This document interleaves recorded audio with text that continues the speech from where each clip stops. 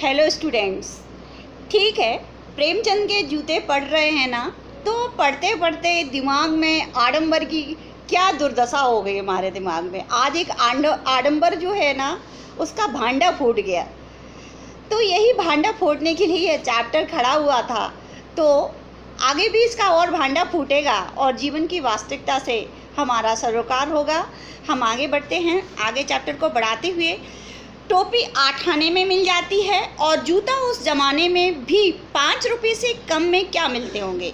जूता हमेशा टोपी से कीमती रहा है। अब तो जूते की कीमत और बढ़ गई है और एक जूते पर 2500 टोपियाँ न्यौछावर होती हैं। तुम भी जूते और टोपी के आनुपातिक मूल्य के मारे हुए थे।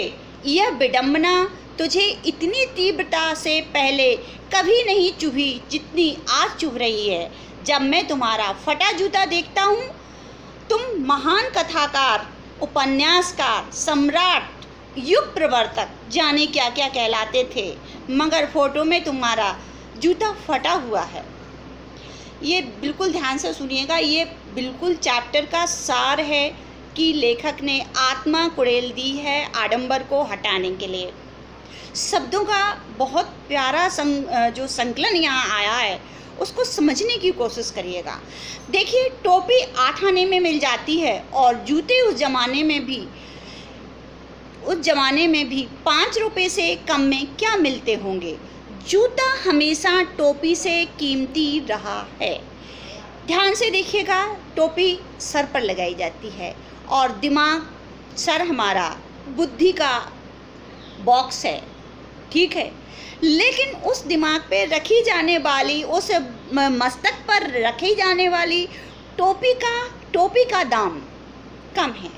कहने का तात्पर्य ये है कि हमारा समाज बुद्धि को नहीं मानता, बुद्धि को बिल्कुल भी महत्व नहीं समझता। यहाँ पे बुद्धि की कोई कीमत नहीं है, बल्कि जूता जो कि पैर में पहना जाता है, इसकी कीमत आज से नहीं, जब से ये समाज का प्रचलन बना है तब से जूते महंगे हैं, टोपी सस्ती है।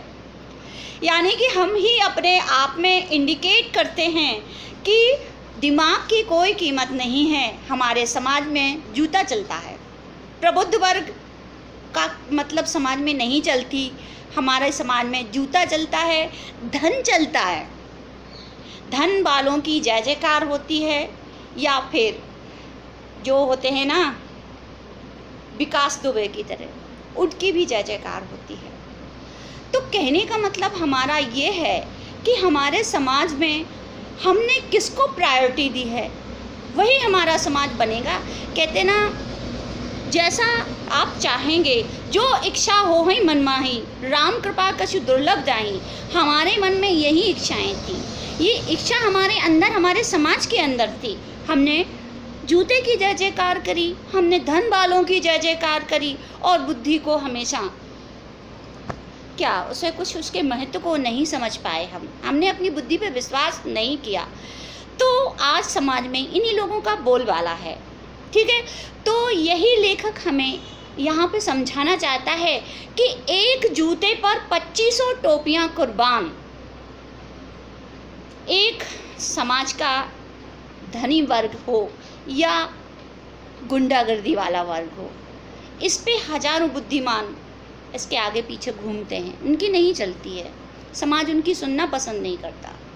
ये दुख की बात है, बड़े दुख की बात है। इसे हमें बदलना है, क्योंकि हम समझते हैं सही क्या है। हर प्रबुद्ध वर्ग इसके चपेट में आया है और ये उसका मतलब, जब तक हम नहीं बोलेंगे, दुर्जनता रहती है कब तक, सज्जनता चुप रहती जब तक। समझ रहे हो बात को? दुर्जनता रहती है जब तक, सज्जनता चुप रहती जब तक।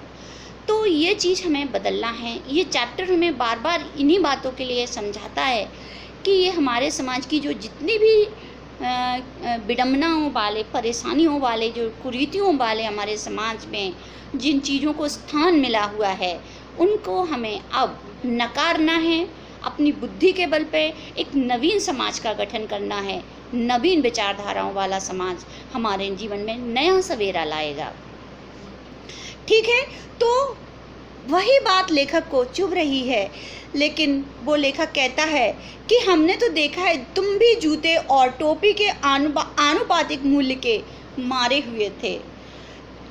टोपी और जूता का आनुपातिक मूल्य यहाँ उसके रेशियो से है कि हमारी टोपी का रेशियो क्या है, हमने समझा दिया है। और समाज में हमारे जूते का या धनी वर्ग का या जो समाज का जो ऐसा वर्ग जो अपनी गुंडागर्दी से समाज में धाक जमा कर समाज पर अपना रुतबा चलाता है, ऐसे वर्ग का कैसा रेशियो चलता है हमारे समाज पर। आज हम भी उस समाज में रह रहे हैं तो हम समझते हैं। ठीक है, ये बात लेखक कहता है चुभ रही है। जब मैं तुम्हारा फटा जूता देखता हूँ, तुम महान कथाकार, उपन्यासकार, सम्राट, युग प्रवर्तक, जाने क्या क्या कहलाते थे, मगर फोटो में तुम्हारा फटा जूता, लेकिन फ़ोटो में भी तुम्हारा जूता फटा हुआ है। तो लेखक कहता है कि फ़ोटो खिंचवाने का चलन, फ़ोटो खिंचवाने का जो हमारे समाज में दिखावे का जो तरीका एक फ़ोटो के माध्यम से लेखक ने हमारे सामने रखा है। तो लेखक कहता है कि प्रेमचंद अपनी फ़ोटो में भी कहीं पे भी दिखावा पसंद नहीं करते। इसलिए समाज में जब वो फ़ोटो खिंचवा रहे थे तो उनका जो जूता था तो उसको उन्होंने छुपाना पसंद नहीं किया, उसने दिखाया और अपनी वास्तविकता को बड़े कॉन्फिडेंस के साथ सबके सामने रखा। ठीक है बेटा, टेक केयर, पढ़ते रहिएगा। बाय बच्चों, नेक्स्ट हमारा जो वीडियो आएगा उसमें हम इस चैप्टर को कंटिन्यू करेंगे। ये जो हमारा चैप्टर है पेज नंबर 62 का पैराग्राफ नंबर 3 हमारा कंप्लीट होता है। ठीक है बेटा, टेक केयर, बाय बाय।